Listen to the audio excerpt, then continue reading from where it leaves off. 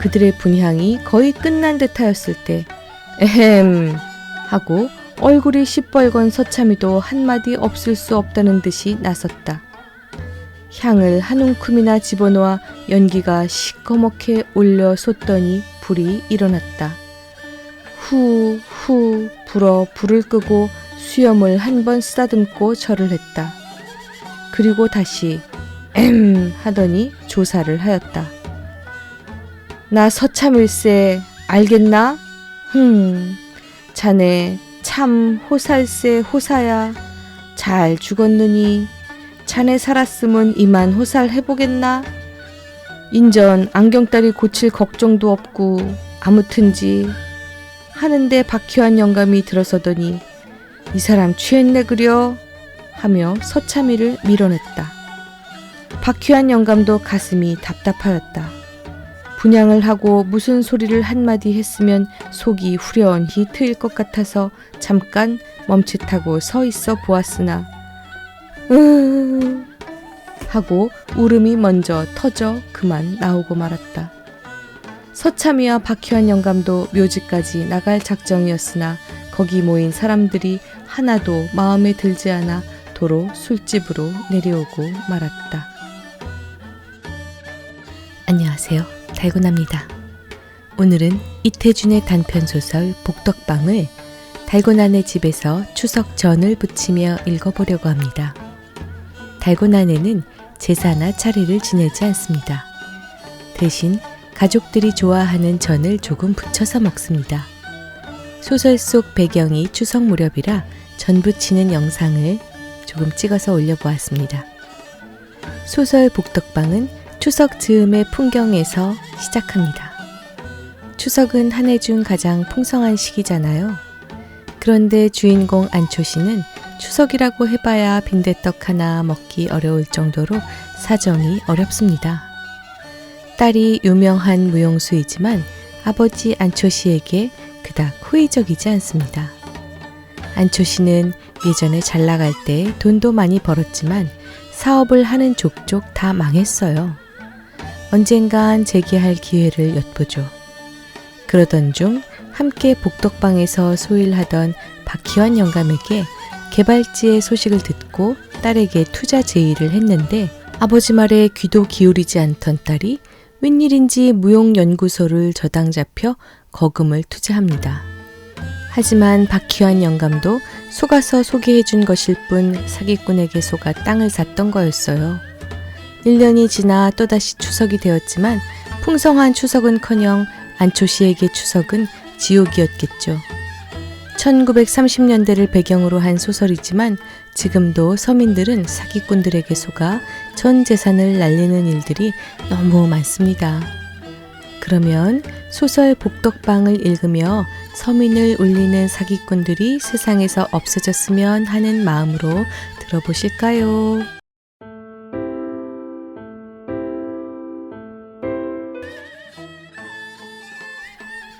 철석.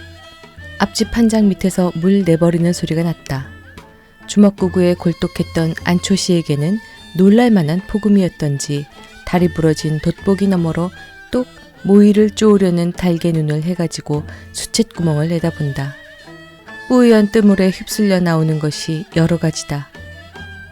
호박꼭지, 계란껍질, 커피에 버린 녹두껍질. 녹두 빈자떡을 부치는 게로군. 한 5, 6년째 안초씨는 말끝마다 젠장이 아니면 흥 하는 코웃음을 잘 붙이었다. 추석이 벌써 내일 모레지 젠장. 안초씨는 저도 모르게 입맛을 다시었다. 기름내가 코에 풍기는 듯 대뜸 입안에 침이 흥건해지고 전에 괜찮게 지낼 때 충치니 풍치니 하던 것은 거짓말이었던 것처럼 아래의 윗니가 송곳 끝같이 날카로워짐을 느끼었다. 안초씨는 그 날카로워진 이를 빈 입인 채 빠드득 소리가 나게 한 번 물어보고 고개를 들었다. 하늘은 천리같이 트였는데 조각구름들이 여기저기 널리었다. 어떤 구름은 깨끗이 발에 말린 옥양목처럼 흰빛이 눈이 부시다. 안초씨는 이내 자기의 때 묻은 적삼 생각이 났다. 소매를 내려다보는 그의 얼굴은 날래 들리지 않는다. 거기는 한 조박의 녹두 빈자나 한 잔의 약주로서 어쩌지 못할 더 슬픔과 더 고족함이 품겨 있는 것 같았다. 혹혹 소매 끝을 불어보고 손끝으로 튀겨보기도 하다가 목침을 세우고 눕고 말았다. 이사는 8하고 사오는 20이라 1000이 되지. 가만 1000이라. 4로 했으니 4000이라 4000평.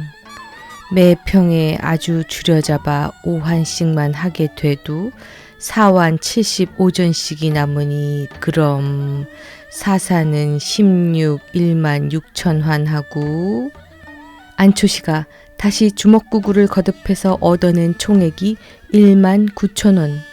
단 1000원만 들여도 1만 9천원이 되리라는 셈속이니 10,000원만 들이면 그게 얼만가. 그는 벌떡 일어났다. 이마가 화끈했다.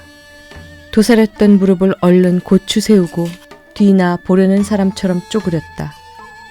마코 갑이 번연히 빈 것인 줄 알면서도 다시 집어다 눌러보았다. 주머니에는 단돈 10전.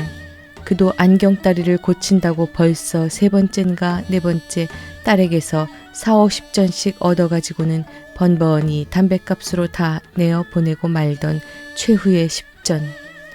안초시는 주머니에 손을 넣어 그것을 집어내었다. 백통화 한 푼을 얹은 야윈 손바닥. 가만히 떨리었다.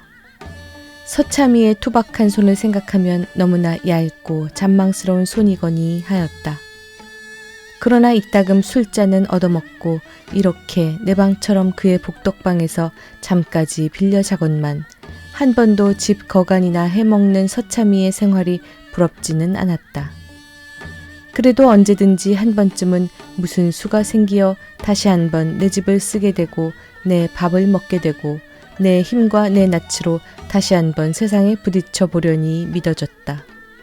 초시는 전에 어떤 관상쟁이의 엄지손가락을 안으로 넣고 주먹을 쥐어야 재물이 나가지 않는다는 말이 생각났다.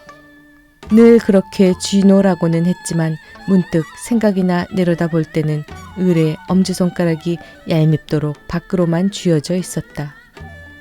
그래 득팀전을 하다가도 실패를 하였고 그래 집까지 잡혀서 장전을 내었다가도 그만 화제를 보았거니 하는 것이다.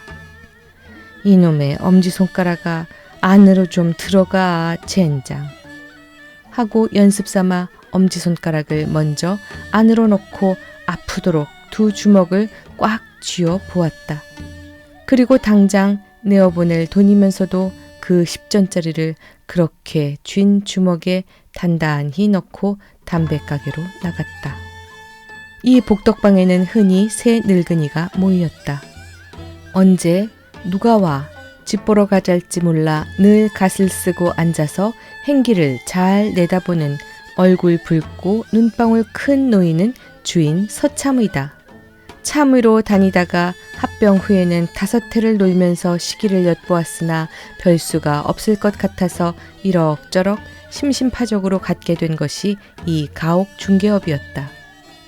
처음에는 겨우 굶지 않을 만한 수입이었으나 대정 8, 9년 이후로는 시골 부자들이 세금에 몰려 혹은 자녀들의 교육을 위해 서울로만 몰려들고 그런데 다 돈은 흔해져서 관철동, 다옥정 같은 중앙지대에는 그리 고옥만 아니면 10,000원대를 예사로 훌훌 넘었다. 급하네 봄, 가을로 어떤 달에는 300~400원 수입이 있어 그러기를 몇 해를 지나 가회동에 수십간 집을 세웠고 또 몇 해 지나지 않아서는 창동 근처에 땅을 장만하기 시작하였다. 지금은 중개업자도 많이 늘었고 건양사 같은 큰 건축회사가 생기어서 당작끼리 직접 팔고 사는 것이 원칙처럼 되어가기 때문에 중개료의 수입은 전보다 훨씬 준 셈이다. 그러나 20여간 집에 학생을 치고 싶은 대로 치기 때문에 서참이의 수입이 없는 달이라고 쌀값이 밀리거나 나뭇값에 졸릴 형편은 아니다. 세상은 먹고 살게는 마련이야. 서참이가 흔히 하는 말이다. 칼을 차고 훈련원에 나서 병법을 익힐 째는 한 번 호령만 하고 보면 산천이라도 물러설 것 같던 그 기계와 오늘의 자기. 한낙각회로 복덕방 영감으로 기생 갈보 따위가 사글세빵 한 간을 얻어달래도 네네 하고 따라 나서야 하는 만인의 심부름꾼인 것을 생각하면 서글픈 눈물이 아니 날 수도 없는 것이다. 워낙 술을 즐기기도 하지만 어떤 때는 남몰래 이런 감회를 이기지 못해서 술집에 들어선 적도 여러 번이다.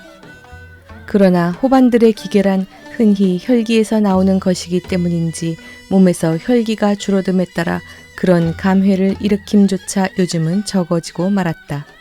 하루는 집에서 점심을 먹다 듣노라니 무슨 장사치에 외는 소리인데 아무래도 귀에 익은 목청이다.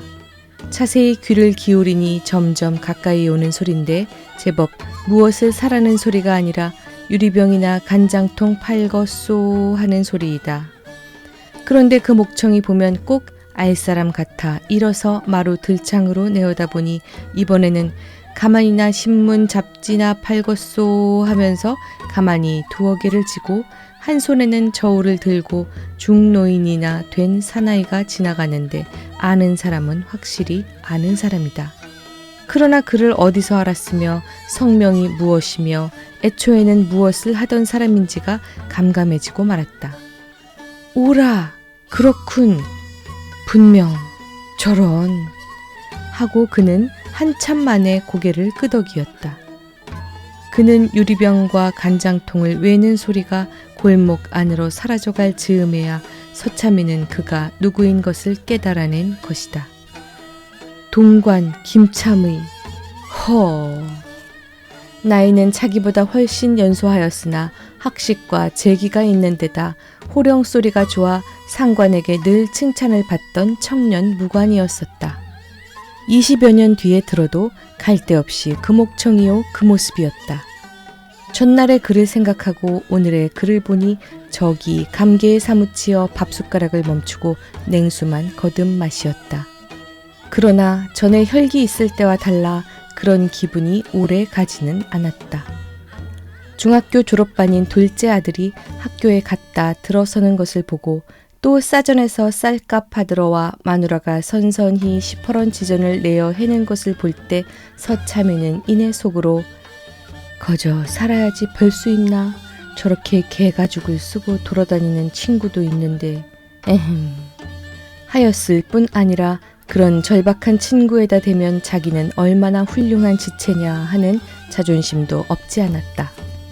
지난 일 그까지 생각할 건 뭐 있나? 사는 날까지. 허허. 여생을 웃으며 살 작정이었다. 그래 그런지 워낙 좀 실없는 티가 있는 데다 요즘 와서는 누구에게나 농지거리가 늘어갔다. 그래 늘 눈이 달리고 뾰로통한 입으로는 말끝마다 젠장 소리만 나오는 안초 씨와는 성미가 맞지 않았다. 쫌보야, 술 한잔 사주랴? 쫌보라는 말이 자기를 업신여기는 것 같아서 안초 씨는 이내 발끈해가지고 내깟 놈 술 더러 안 먹는다 한다. 화투패나 밤낮 되면 너희 어멈이 살아 돌아온다댄? 하고 서참이가 발끝으로 화투장들을 밀어 던지면 그만 얼굴이 새빨개져서 새근새근 하다가 부채면 부채, 담뱃값이면 담뱃값, 자기의 것을 냉큼 집어들고 다시 안 올 듯이 새침에 나가버리는 것이다. 조기의 계집이면 천생 남의 첩감이야.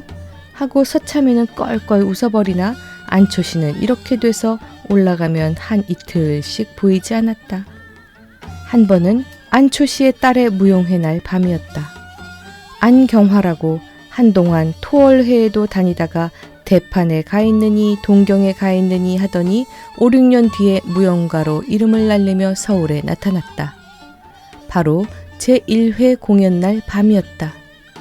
서참이가 조르기도 했지만 안초씨도 딸의 사진과 이야기가 신문마다 나는 바람에 어깨가 으쓱해서 공표를 얻을 수 있는 대로 얻어서 서참이뿐 아니라 여러 친구를 돌라줬던 것이다. 저기 한가운데서 지금 한창 다리짓 하는 게 자네 딸인가? 남은 다 멍멍히 앉았는데 서참이가 해괴한 것을 보는 듯 마땅치 않은 어조로 물었다. 무용이란 건 문명국일수록 벗고 한다네 그려. 약기는 한 안초씨는 미리 이런 대답으로 막았다. 모르겠네 원. 지금 총각놈들은 모두 등신인가 봐. 왜? 하고 이번에는 다른 친구가 탄하였다. 우린 총각 시절에 저런 걸 보면 그냥 못배기네. 빌어먹을 녀석 나이값을 못하고. 개야 저건 개. 벌써 안초씨는 분통이 발끈거려서 나오는 소리였다. 한 가지가 끝나고 불이 환하게 켜졌을 때다. 도로 차라리 여배우 노릇을 댕기라고 그래라. 여배우는 그래도 저렇게 넓적다리 내놓고 덤비지 않더라. 그 자식 오지랖 경치게 넘네. 네가 안방 건넌방이 몇 칸이요 나 알았지 뭘 쥐뿔이나 안다고 그래. 보기 싫건 나가렴. 하고 안초씨는 화를 발끈 내었다. 그러니까 서참이도 안방 건넌방 말에 화가 나서 꽤 높은 소리로 넌 또 뭐라니? 이것 좀 뭐야? 하고 일어서 버렸다. 이 일이 있은 후 안초씨는 거의 달포나 서참이의 복덕방에 나오지 않았었다. 그런 걸 박희환 영감이 가서 데리고 왔었다. 박희환 영감이란 세 영감 중에 하나로 안초씨처럼 이 복덕방에 와 자기까지는 안 하나 꽤 쏠쏠히 놀러오는 늙은이다. 아니, 놀러오기만 하는 것이 아니라 와서는 공부도 한다. 재판소에 다니는 조카가 있어 대서업 운동을 한다고 속수, 국어, 독본을 노상 끼고 와 그 삼국지 읽던 투로 기인상 독고에 유끼마스까 어쩌고를 외고 있는 것이다. 그러나 속수, 국어, 독본 뚜껑이 손때에 절고 또 어떤 때는 목침 위에 받쳐베고 낮잠도 자서 머리때까지 새까맣게 절어 조선 총독부 편찬이란 잔글자들은 보이지 않게 되도록 대서 퍼가는 의연히 나오지 않는 모양이었다. 너나 내나 다 산 것들이 업은 가져 뭘 허니? 무슨 세월에? 흥! 하고 어떤 때 안초씨는 한나절이나 화투패를 떼다 안 떨어지면 그 화풀이로 박희환 영감이 들고 중얼거리는 속수 국어 독본을 툭 채어 행길로 팽개치고 그랬다. 넌 또 무슨 짓을 바라고 밤낮 화투패나 떨어지길 바라니? 난 심심풀이지. 그러나 속으로는 박희환 영감보다 더 세상에 대한 야심이 끓었다. 딸이 평양으로 대구로 다니며 지방 순회까지 하여서 제법 돈량이나 거친 것 같으나 연구소를 내느라고 집을 뜯어고친다, 유성기를 사들인다, 교제를 하러 돌아다닌다 하느라고 더구나 귀찮게만 아는 이 애비를 위해 쓸 돈은 예산에부터 들지 못하는 모양이었다. 낡은 솜이 돼 그런지 삭바느질이 돼 그런지 바지솜이 모두 치여서 어떤 데는 호도시야. 암만 해도 샷을 한 벌 사 입어야겠다 하고 딸의 눈치만 보아오다 한 번은 입을 열었더니 어련히 인젠 사드리려고요 하고 딸은 대답은 선선하였으나 샷스는 그의 겨울이 다 지나도록 구경도 못하였다. 샷스는커녕 안경다리를 고치겠다고 돈 1원만 달래도 1원짜리를 굳이 바꿔다가 50전 한 입만 주었다.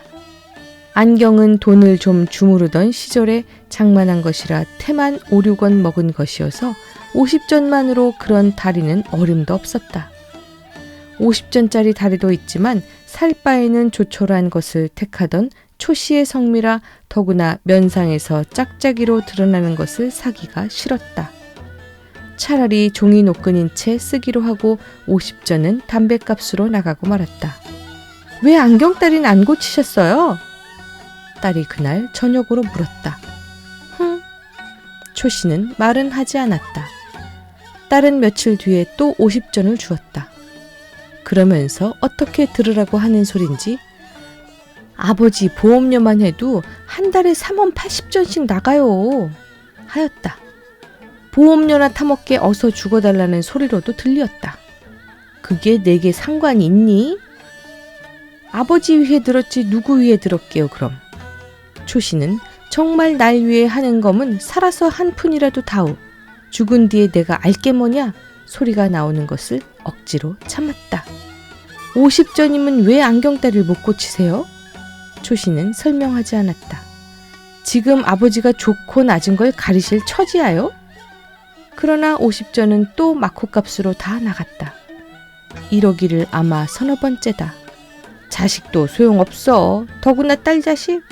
그저 내 수중에 돈이 있어야. 초씨는 돈의 기묘성을 날로 더욱 심각하게 느끼었다. 돈만 가지면야 좀 좋은 세상인가.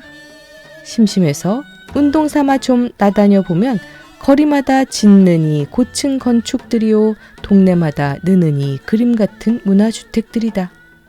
조금만 정신을 놓아도 물에서 갓 튀어나온 메기처럼 미끈미끈한 자동차가 등떨미에서 소리를 꽥 지른다. 돌아다 보면 운전수는 눈을 부릅떴고 그 뒤에는 금시갯줄이 번쩍거리는 살진 중년 신사가 빙그레 웃고 앉았는 것이었다. 예순이 내일 모레 젠장할 것. 초씨는 늙어가는 것이 원통하였다.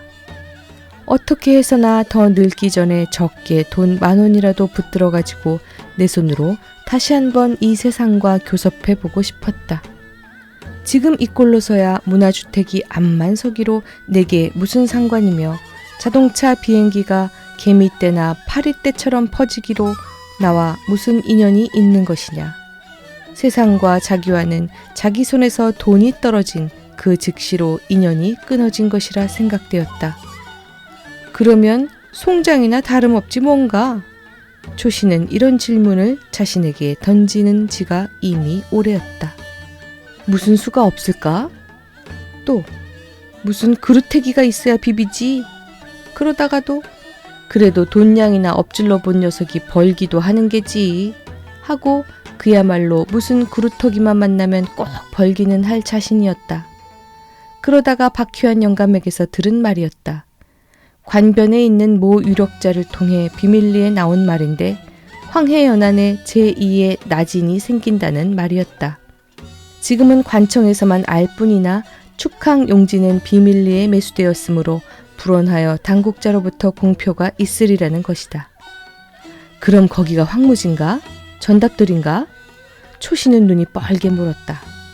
밭이라대. 밭? 그럼 매평 얼마나 간다나?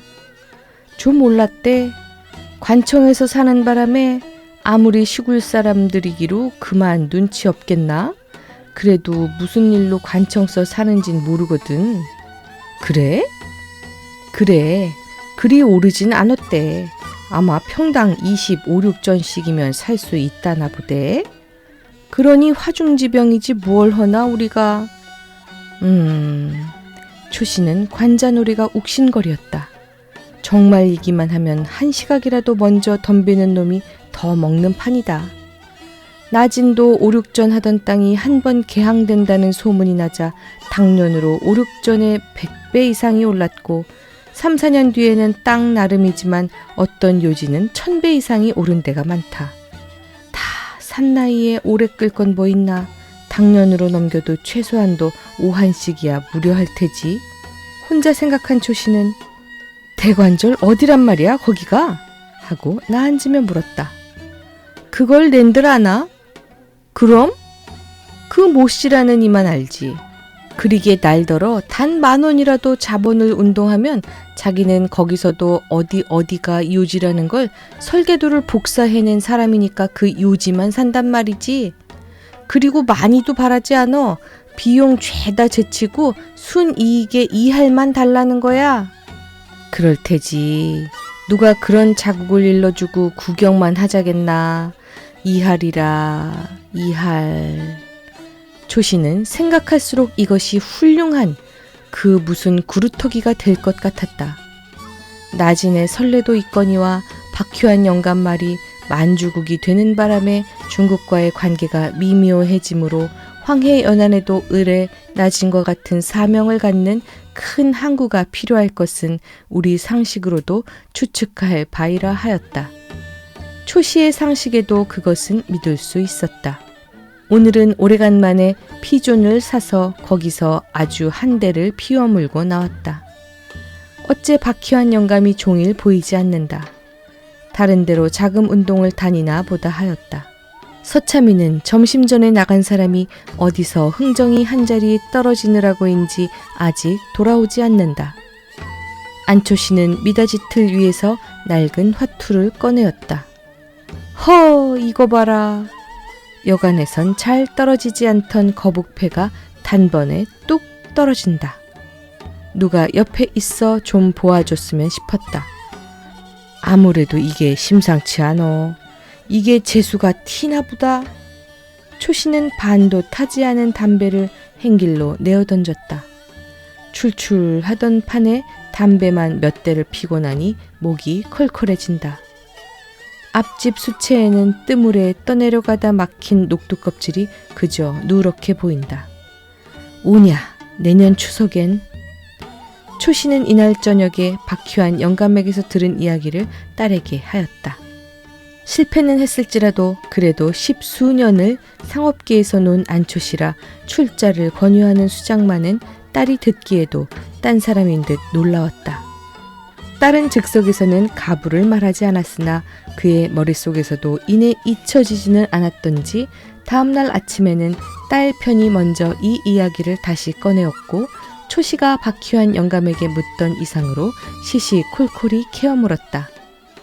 그러면 초씨는 또 박희환 영감 이상으로 손가락으로 가리키듯 소상히 설명하였고 1년 안에 청장을 하더라도 최소한도로 50배 이상의 순이익이 날 것이라 장담하였다. 딸은 솔깃했다. 사흘 안에 연구소 집을 어느 신탁회사에 넣고 3,000원을 돌리기로 하였다. 초씨는 금시 발복이나 된 듯 뛰고 싶게 기뻤다. 서참이 이놈, 날 은근히 멸시했겄다. 내 굳이 널 시켜 네 집보다 난 집을 살 테다. 네깟 놈이 천생 각회지 별거냐? 그러나 신탁회사에서 돈이 되는 날은 웬 처음 보는 청년 하나가 초씨의 앞을 가리며 나타났다. 그는 딸의 청년이었다. 딸은 아버지의 손에 단 1전도 넣지 않았고 꼭 그 청년이 나서 돈을 쓰며 처리하게 하였다. 처음에는 팩 나오는 노염을 참을 수가 없었으나 며칠 밤을 지내고 나니 적어도 3,000원의 순이익이 5, 6만 원은 될 것이라 10,000원 하나야 어디로 가랴 하는 타협이 생기어서 안초씨는 으슬으슬 이를테면 사위녀석 격인 청년의 뒤를 따라 나섰다. 1년이 지났다. 모두 꿈이었다. 꿈이라도 너무 악한 꿈이었다.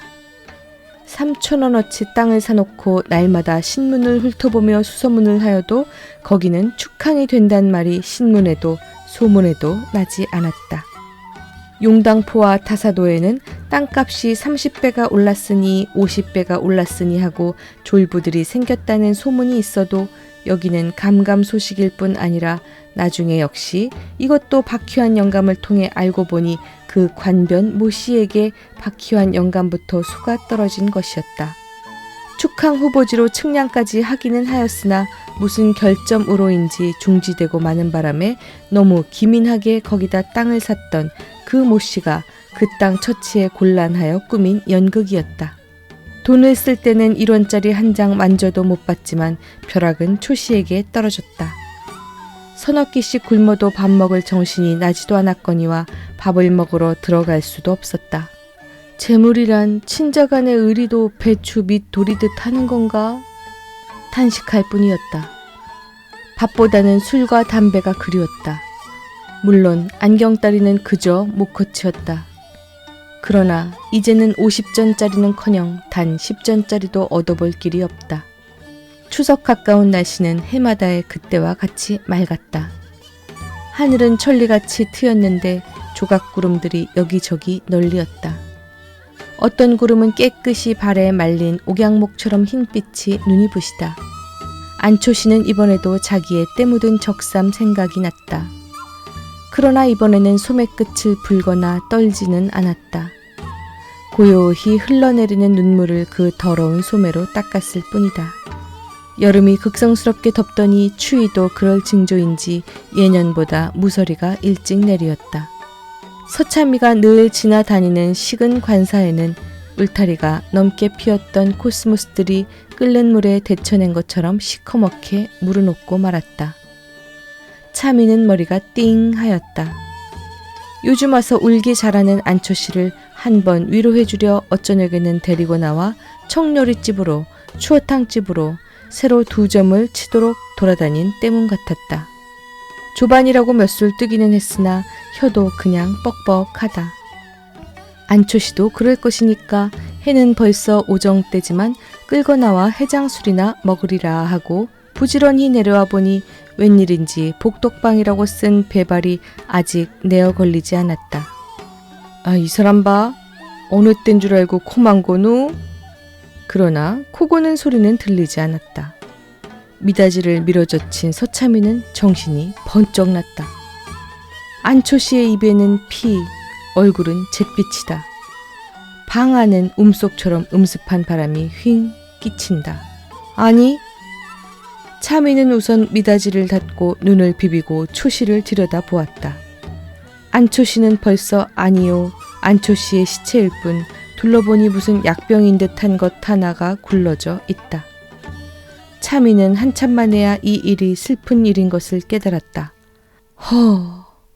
파출소로 갈까 하다 그래도 자식한테 먼저 알려야겠다 하고 말만 듣던 그 안경화 무용연구소를 찾아가서 안경화를 데리고 왔다. 딸이 한참 울고 난 뒤이다. 관청에 어서 알려야지. 아니야요. 아스세요. 딸은 펄쩍 뛰었다. 아스라니? 저라니. 제 명예도 좀 하고 그는 애원을 하였다. 명예? 안 될 말이지. 명예 생각하는 사람이 애빌 저 모양으로 세상 떠나게 해? 안경화는 엎드려 다시 울었다. 그러다가 나가려는 서참이의 다리를 끌어안고 놓지 않았다. 그리고 절 살려주세요. 소리를 몇 번이나 거듭하였다. 그럼 비밀은 내가 지킬 테니 나 하자는 대로 할까? 네. 서참이는 다시 앉았다. 부친 위에 보험 든 거 있지? 네, 간이 보험이야요. 무슨 보험이든 얼마나 타게 되노? 480원요. 부친 위에 들었으니 부친 위에 다 써야지? 그럼요. 그럼 돌아가니가 늘 속샷을 입고퍼 했어?